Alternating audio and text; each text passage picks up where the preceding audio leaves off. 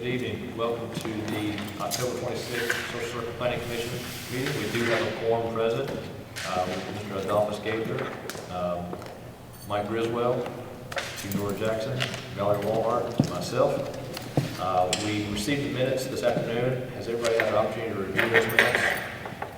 If so, if you don't see any errors, I'll entertain a motion to approve the minutes as published. So motion. Have a motion by Mr. Walhart and a second by Ms. Jackson. All those in favor signify by raising your hand. Motion passes unanimous. Thank you. Before we go any further, I would like to ask that the new business item we have is discussion of amending ordinances. We would like to have a agenda amendment and like for someone to motion a second to removal of those discussion of amending ordinances, as I think there's going to be several ordinances that come before us to consider amending, more than just one or two at a time. If that's something that the Planning Commission members would like to do tonight, we can strike that off the agenda. I'll make that motion. We have a motion to amend the agenda, to remove new business item of amending ordinances. Second. A second. All those in favor, please raise your hand. Thank you. Motion passed unanimously. That was Mike Griswell and Valerie Walhart making the second. So the new item, or the only item on our agenda remaining, would be public hearing item. That was the discussion of the housing assessment proposal. We talked about this at length over the summer. Talked last month, gave everyone an opportunity to review the housing assessment proposal and come up with any concerns or comments that we have within the text of it. The idea is that we get to a point we could maybe recommend this document to the city council. I've reviewed it, had to read it again real quick today. Just a month takes a lot, it goes through your mind in a whole month and you lose stuff. So at this time, what I'd like to do is let's go ahead and open up the public hearing. We'll close the public hearing, then we'll have deliberation amongst ourselves. So at this point, is there anybody who would like to speak in favor of the housing proposal, assessment proposal as published? Please come forward.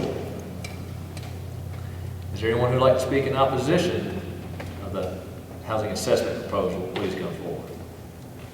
Seeing none, we'll close the public hearing and we'll go into the deliberation discussion amongst ourselves. Would anybody like to start, have any kind of conversation about the text and what we find in this text? I'll start. I have not made it all the way through the charts at length, but the first thing that I saw that I feel like is really pertinent to group discussion would be on packet page 8. There's a blue box. So we're still in the introduction section. So it says the great challenge for the social circle will be the responsible management of its growth in the context of the existing small town charm. So I think the second part of that sentence is really what we need to keep in mind as we go through here. That's the responsible management of its growth. Growth, right. I mean, not just growth for growth's sake. I mean, we've had this discussion before. I feel like there is a reason the social circle is special, and it's because we have not had growth just for the sake of growth. There's a lot of what I've seen in here, recommendations for gentle density and higher density and even high density type apartments near gateway intersections, and I'm struggling with that a little bit because I feel like once we start putting in high density stuff, we start to lose that small town feel, and we lose that small town charm, and we bring in less permanent and more transient type residents. Okay.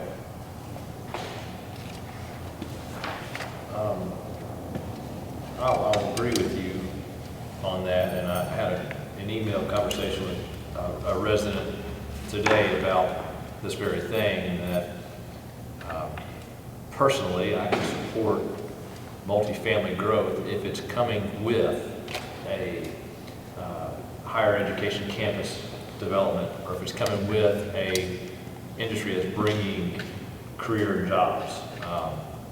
Growth for the sake of growth is not something that I don't think, I know I can't support it. I don't know if you guys can support it, but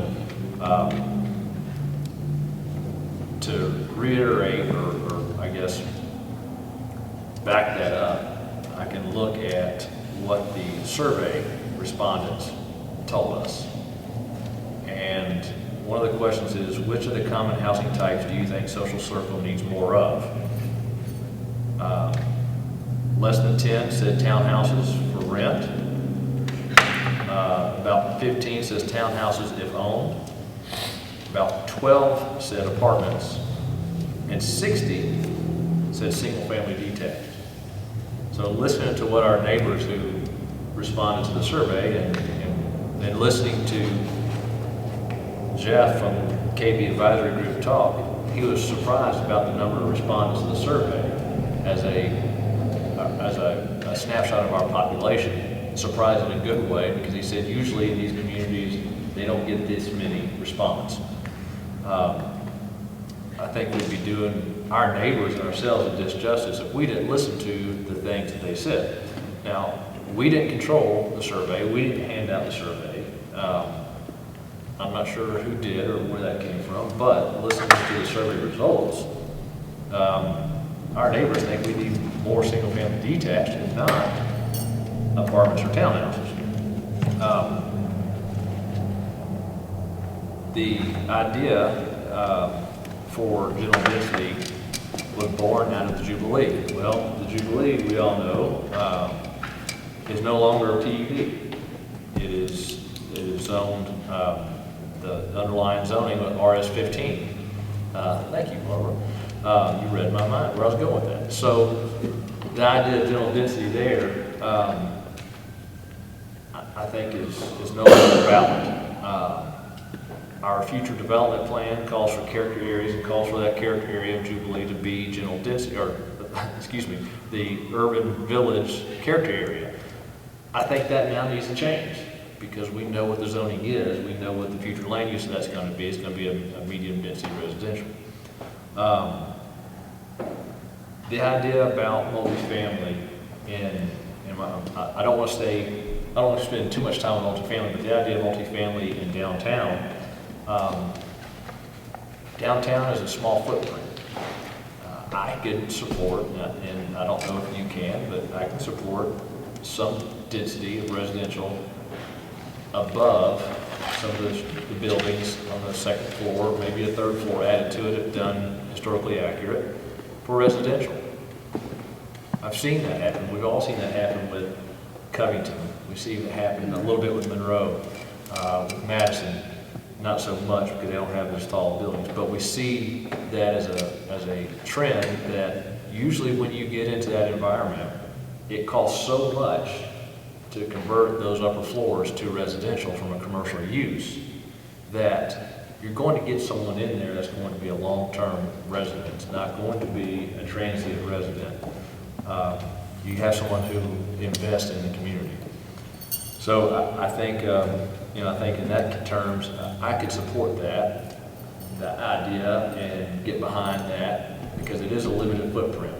You only have so much. It's not like the corridor out there on I-20 where you have 1,000 acres. So that's something that I made notes of in here. So looking at the recommendation, the first recommendation says promote neighborhood and housing stability. And it gives options and ideas on how to do that through low interest loans, through the Department of Community Affairs. And I have questions about that. I'm not sure if this is only for houses in the historic district or if this can be applied citywide. Also, how would this program be operated? Is it expected that the city staff, who's already got a lot on their plate? Barbara can take on it. Yeah. Let's don't put it on Barbara's plate, please. This is a good idea, but I think it needs to be fleshed out more as to what's the total cost of a program like this. not as a total cost to the individual taking advantage of that to get, weatherization grants or to get low interest rate loans to repair and modify their homes as needed.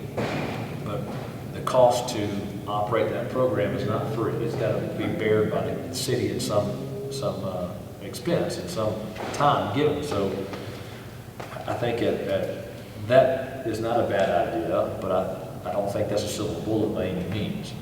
No, we'd have to have a grant to administrate the grants. Yeah, I mean, there'd have to be somebody to be able to track that. One thing that the recommendation points out in the character area is that the areas allow for future residential development are generally well-defined and should guide social circles planning decisions currently and in the future. We showed that when we stuck to the future development map several times this year during the zoning. I'm proud to say that that's a tool we've often fell back on that we believe in. But that, I think, we can't just sit up on a shelf and say, this is it. It's got to change as we see trends change. And one of those first changes, I would think, would be that urban village character area taken out of Jubilee. I don't want to turn this into me talking, so what else? Thanks, Mike. What else are some of your comments, concerns out of this study?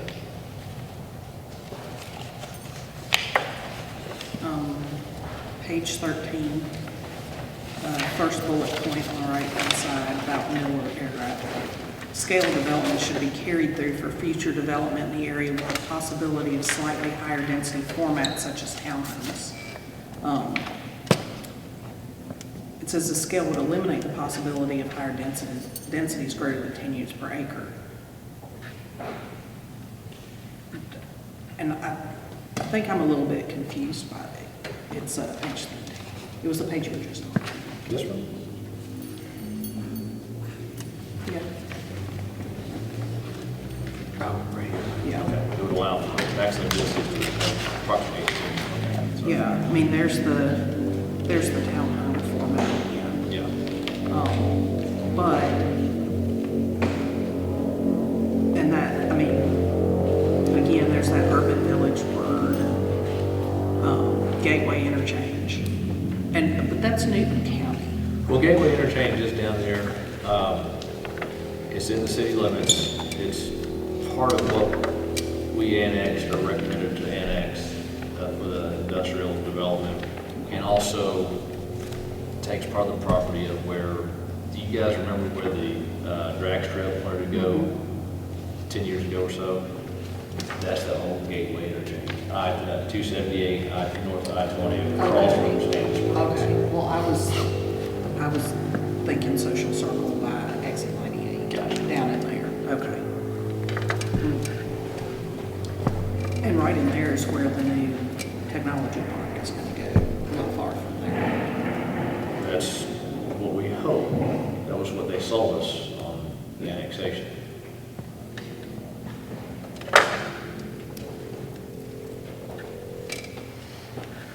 But if we're not careful, I'm afraid that We'll have townhomes with no industrial park. we'll have multifamily or townhomes down there. Well, what does that do to our city core? Right. You basically create a second little annex or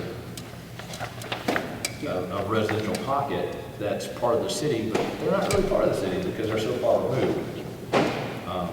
But I think, for that supportive housing, for if it comes with a job-producing industries. And I think one of the things we really need to be careful about is, I think if we bring in townhomes or apartments, that's not going to bring industry. We have to bring industry first that creates that need.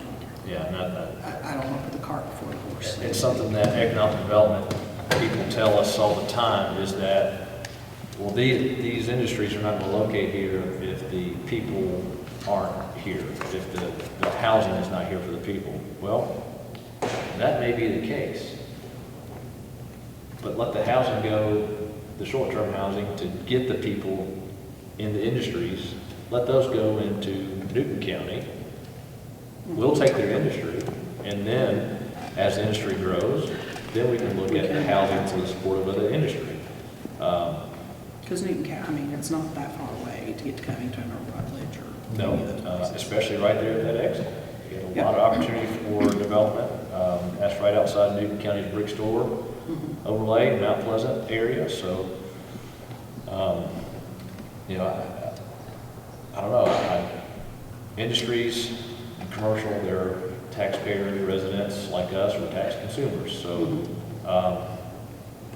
if that area can stay majority industrial or non-residential, and we can get that growth that we need or that we think will be coming, I'm in support of that.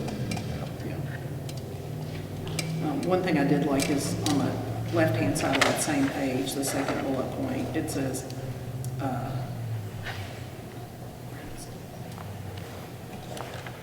new housing here can capture premium pricing compared to other places because we have the charm downtown and recreational offerings. You know, and I think it's super important that we keep that and expand on that. You know, I don't want to do anything that detracts from our current downtown. If we do that, it's smart enough that people might miss it altogether. Yeah. And it says, just below the areas outside of the downtown historic district that can't accept additional homes are generally reserved for larger lot, lower density housing, and the character envisioned should be upheld. Yes.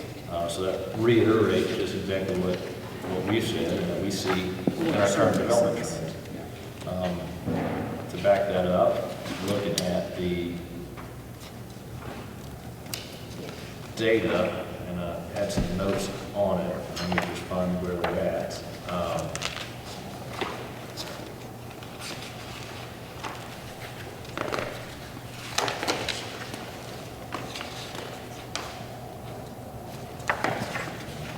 Under the geographic content, I want to say it's After page 7. It's in page 20, yeah, it's in page 21, it's household incomes. Social Circle's 2020 and median household income was 3% higher than that of Walton County. Well, then they break it down.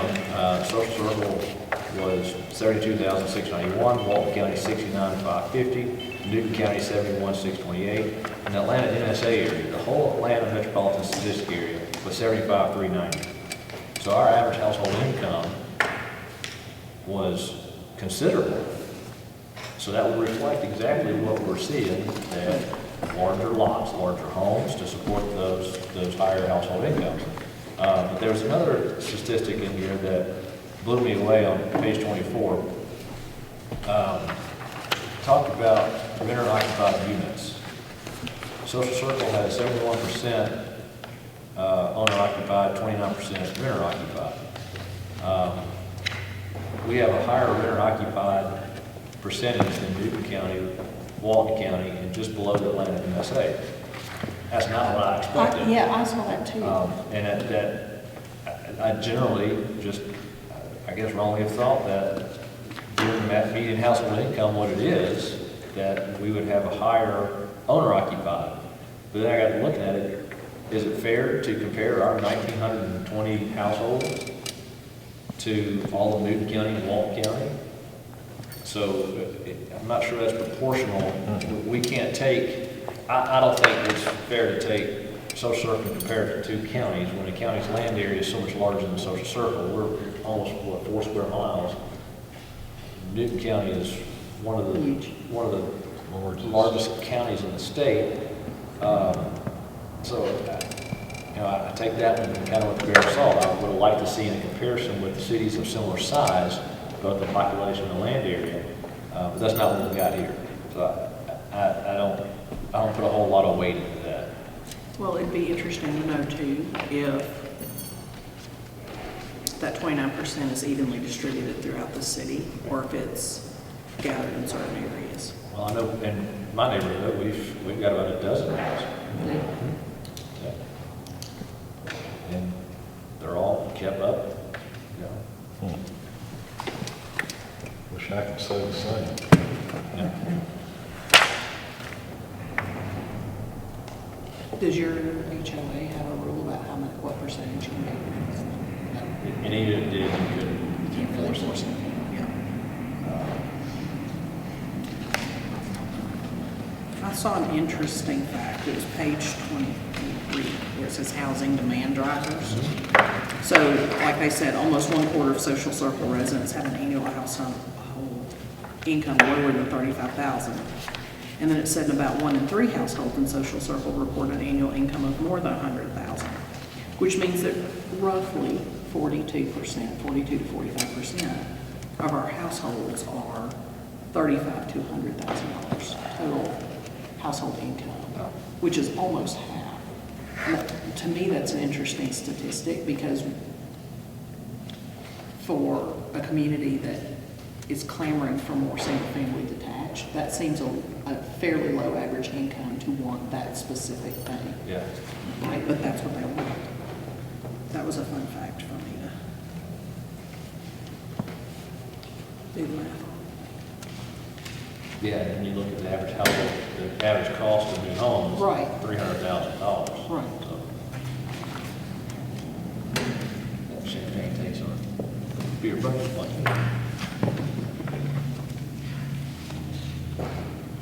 The office, you're awfully quiet over there. I was gonna say, one of the things that caught my eye was the single household. I didn't realize that it was more single. Single occupied. Yeah, I did too. didn't realize it. I didn't And there's either. kids. Yeah. And I remember before the pandemic, serving, I was doing ice cream in primary school. And I didn't realize, well, not being prejudiced or nothing, I didn't realize the minus amount of black kids. So I'm like, where is everybody at? Because I came along before the desegregation. Yes, ma'am. And all that. And the school was running over. And I'm just wondering, where's everybody at now? You know, that's, And see, and another thing too, I know we have a mixture of different kind of people and everything, but you know, that's okay. Yep. That's good. But, where is all the kids at? Even at my church, I'm just gonna use my church as an example. I bet you, out of the adults, you cannot count 10 kids at church. Nobody haven't graduated in that. well, I think what we've seen nationwide is that people are waiting until they're older to have kids. You look at the generational breakdown, I think you look at the millennial generation, that's people ages 25 to 39.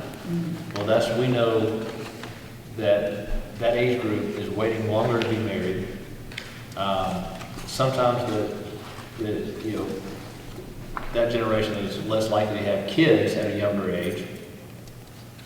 So you look at our population breakdown, 19% of our population are in that age range. Generation X, that's my generation. That's 18% of our population. That's our age group. We've got kids, but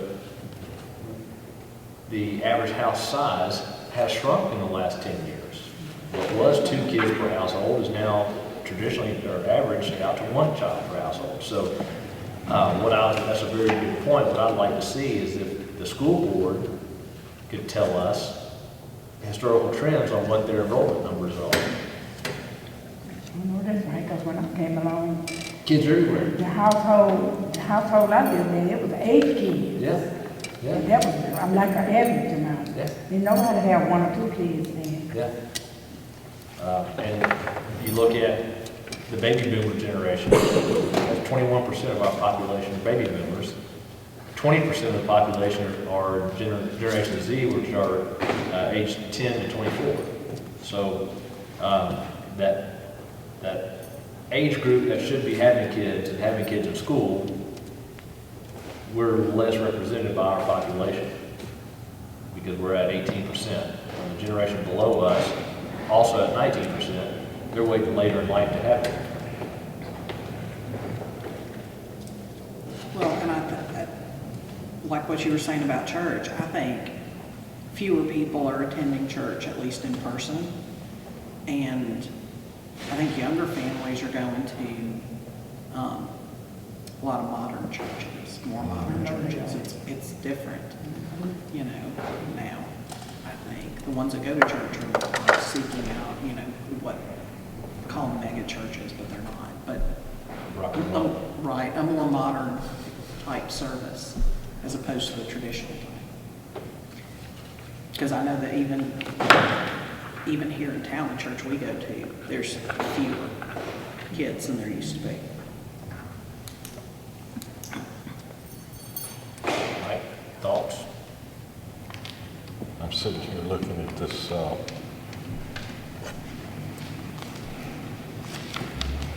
less demand for large single-family owner-occupied houses, 19 more households. Smaller homes, small apartment buildings, triplexes, duplexes, cottage homes, roommate housing. Do we want to touch on that? Well, I think the important thing is that, yeah, those are regional trends that is becoming a trend, or that has become a trend. They may be all great, but are they appropriate for social circle? No, I I don't think so. I'm I mean, within reason.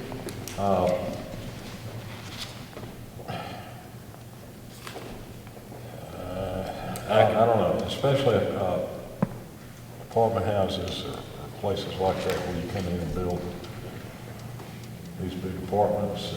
So, Yeah. looking at it from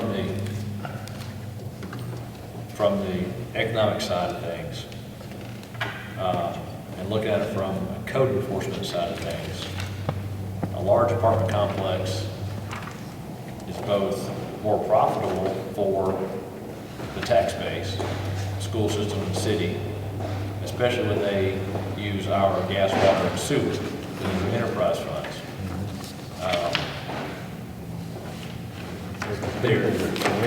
For code enforcement purposes, it's much easier to deal with one management company that owns 300 units versus 300 individual units that own townhomes or single family.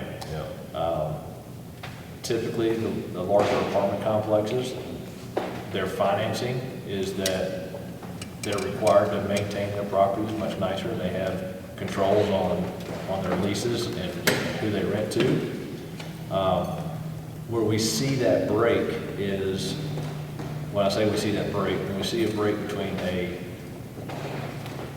reputable apartment complex and one that we really don't want because they'll let things slide, is about that $1.30 a square foot rent. And 10 years down the road, they may sell it to another company. And that's Things drop. so.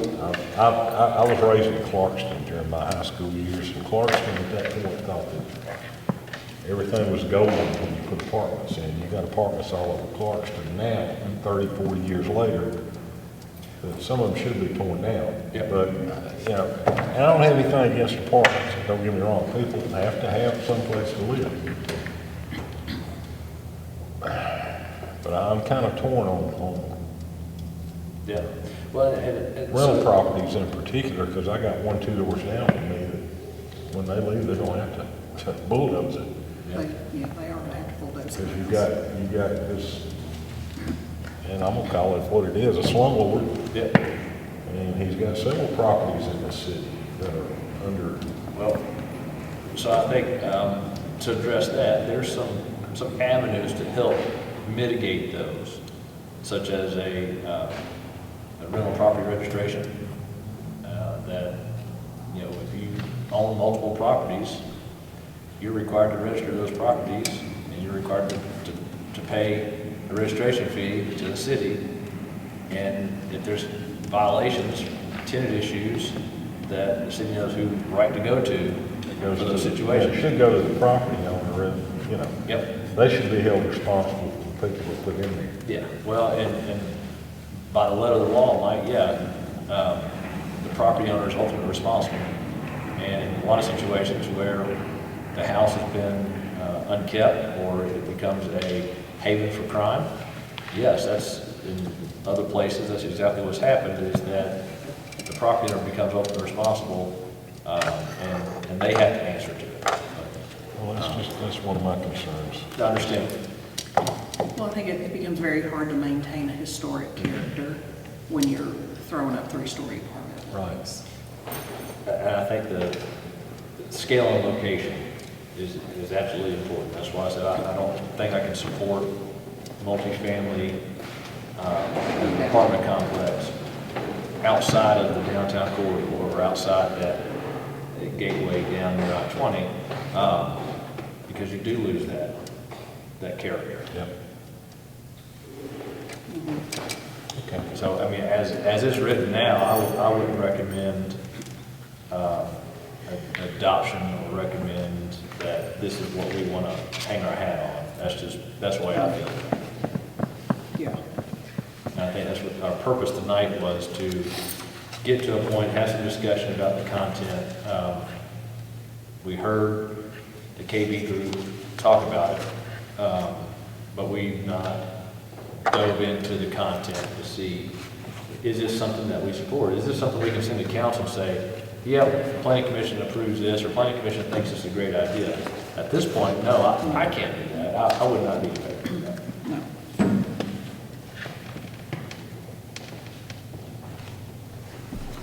But it does give us,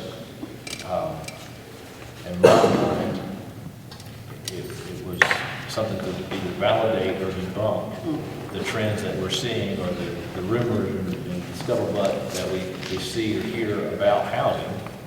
And I think it absolutely confirms that Social Circle and our residents and neighbors have a desire to come here to be a better community. And that's what our neighbors have said they want, is more single-family detached. So, Well, and I think the other thing that we need to probably think about is in order to grow really much more, do we have to think about some infrastructure, schools, water, utilities, all of those things, right? I mean, you can grow all day long, but if you don't have the infrastructure to maintain that and do it well, then it's still a nightmare. yep. You know, I love the school system now because it's almost like being in a private school, because there's only one, you know, of each type of school. You know, we're getting ready to put up 3 new neighborhoods, most of which of those households are going to dump at least one child into the school system. Possibly, yeah. And, you know, I'm not sure that we don't need to address some of that. I mean, that's not our job as zoning, but I mean, if we're gonna continue to grow in the right direction, we have to have the resources available for the residents, and schools are big on that list, and utilities. So if you have the infrastructure, you have the roads, you have the water and sewer that support growth, you'll get growth.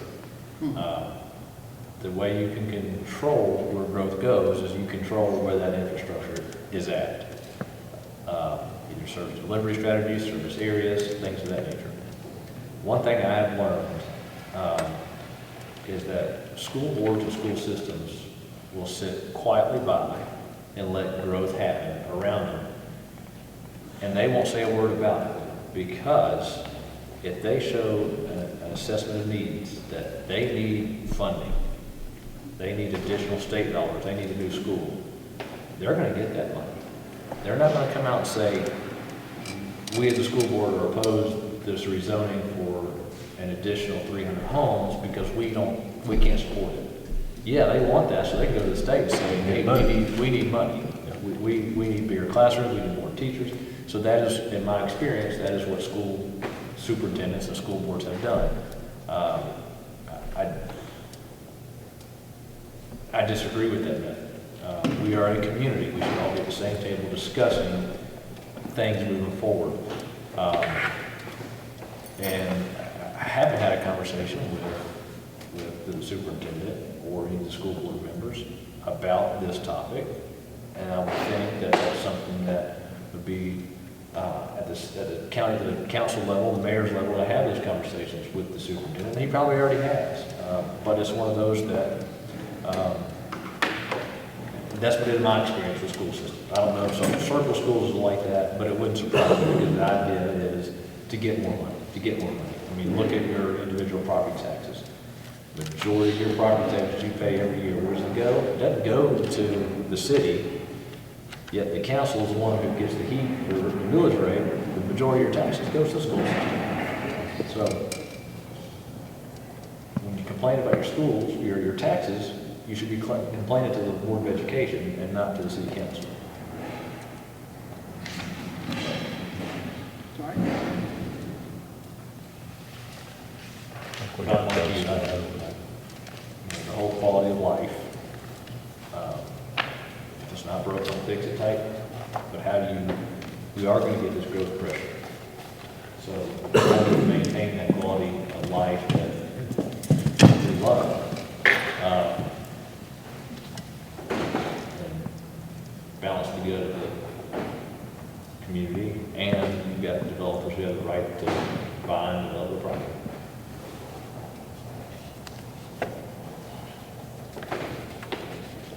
So with all that said, One thing I agree with you on is growth is gonna happen. Because I can see it all around us. yes, ma'am. I remember Loganville and Snellville with nothing on 78, anything. Now, when we grow, they meet each other. Yep, there's no differentiation. And I know that's popular on its way to the university and everything, but they got to ripple around by us to get there too, so growth is coming. And the school system is going to explode too. Yeah. I just think we have to be really specific about what type of growth we're going to allow. You know, and really look at everything with a fine-tooth comb. I mean, I feel like more and more developers are coming in and wanting to, and the more they can get away with per acre, the more they're going to do. And, you know, I don't, in a way, I want everybody to be able to experience it, but if you let everybody experience social circle like it is now, it's not going to be social circle like it is now. You Let's lose call it that. Atlanta. You lose that charm, Right. the small town feel. Yeah. I mean, I've lived here 20 years, and, I mean, I've stayed 20 years because I love it. Yeah. We have one red light. I like that. That's unique. We got a well in the middle of the road. Yeah. That's unique. It's, yeah, Well, when I talk to places that I order things from, they're, you know, they're like zip code, and I tell them, they're like, what town is that? It's Social Circle, and they're like, what? yeah. I'm like, really? We have one stoplight and one phone exchange. It's 464. We've got one roundabout.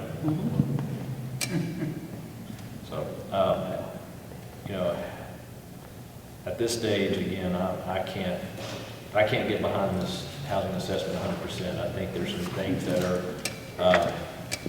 are not right for our community that it recommends. So, you know, we've talked about it, we've read it. I'm willing to entertain a motion. I have one question. Yes, sir. Atlanta MSA, what does that stand for? Metropolitan Statistical Area. So why are they comparing social circles with the Atlanta Metropolitan Good Statistical? question. So the Atlanta MSA is the closest MSA to our area. Okay. So when you're doing studies like this, and it's based on the census tract, when you're doing these types of studies, you get grouped in with the closest MSA, Metropolitan Statistic Area. You look at household income, and this Atlanta MSA also includes Sandy Springs. So It's Creek. yeah, so, I mean, just that area right there. But that's why, it's the closest MSA to compare it to, and that's why they do that. I do like that the public input seemed to support you know, what we've just said here tonight. You know, you support historic district restrictions to maintain character and, you know, pitfalls that are remnants within tax base. I mean, yeah. Okay. So a motion would just say we don't accept it. Yeah, we're going to do all the findings of the housing assessment study. I mean, that's, if I were to make a motion, I would make a motion that the housing assessment study has some valid points, but we don't agree with all the findings and recommendations it suggests. Okay, then I'll make a motion. So I recommend that we do not wholesale accept the housing assessment while recognizing that there are valid points and growth opportunities within our city.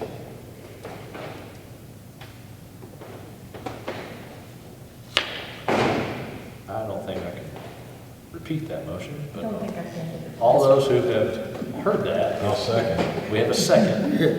All those in favor, please raise your hand. That motion passed unanimous. You may have to stay there.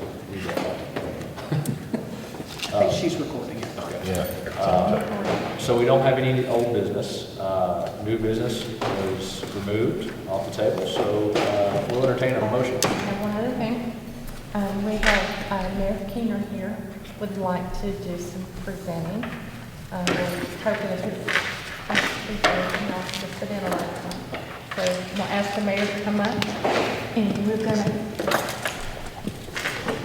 let the mayor say his, and then we'll hand him the comments.